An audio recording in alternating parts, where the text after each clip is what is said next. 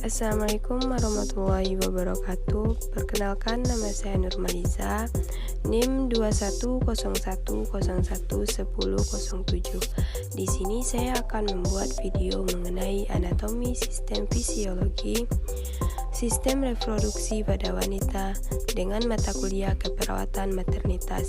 Dosen pengampu NS Reni Fitria MKEP.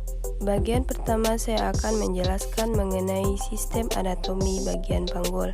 Bagian pertama disebut dengan goni, kedua intium, ketiga pubic bone, 4 ischium, 5 sacrum, 6 coccyx, 7 pubic HRCA, 8 pubic symphysis, 9 pubic rex, 10 pubic bones, 11 acetabulum, 12 ischius vein, 13 pelvic brain, 14 iliac creax, 15 sacroiliac joint. Dilanjutkan dengan sistem reproduksi pada wanita bagian luar. Yang pertama ada yang disebut dengan labia mayora, yaitu melindungi organ-organ internal dan sistem reproduksi dengan mencegah vagina terbuka dan pembukaan di luar aktivitas seks. Kedua yaitu labia minora, sebagai pelindung dari bagian saluran kemih wanita. Ketiga, klitoris, yaitu menstimulasi dan merangsang untuk meningkatkan hasrat seksual. 4. Lubang vagina, yaitu sebagai tempat keluar bayi pada saat persalinan, serta tempat keluar darah saat menstruasi, dan juga sebagai tempat akses sperma menuju rahim. 5. Anus, sebagai tempat keluarnya sisa hasil pencernaan, yaitu feses.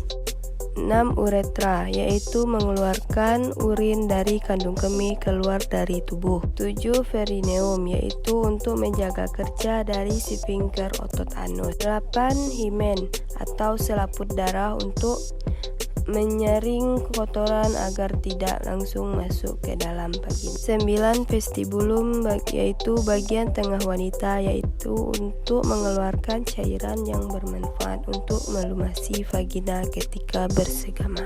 Kita masuki bagian kedua, yaitu sistem reproduksi wanita bagian dalam.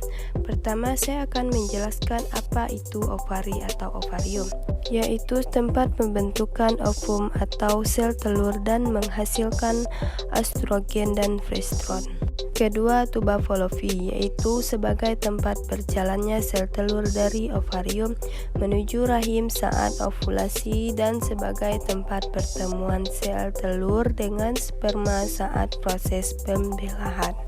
Ketiga, infundibulum, berfungsi untuk menangkap sel telur yang diovulasikan dengan bantuan gerakan dari silia berupa gerakan ovatakis sehingga sel telur dapat masuk ke dalam tuba Fallopi. 4. Rahim atau uterus, untuk memberi makan dari menampung sel telur yang telah dibuahi sampai menjadi janin atau sampai siap untuk dilahirkan.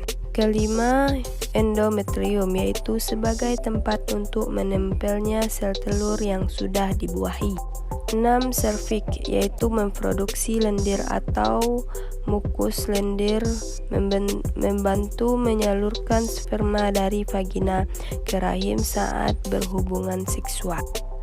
7. Vagina, yaitu sebagai saluran penghubung ke rahim dengan labia dan vulva sebagai jalan masuknya. 8. Fimbriae, untuk menangkap sel telur dari permukaan ovarium ke infundibulum selama proses ejakulasi.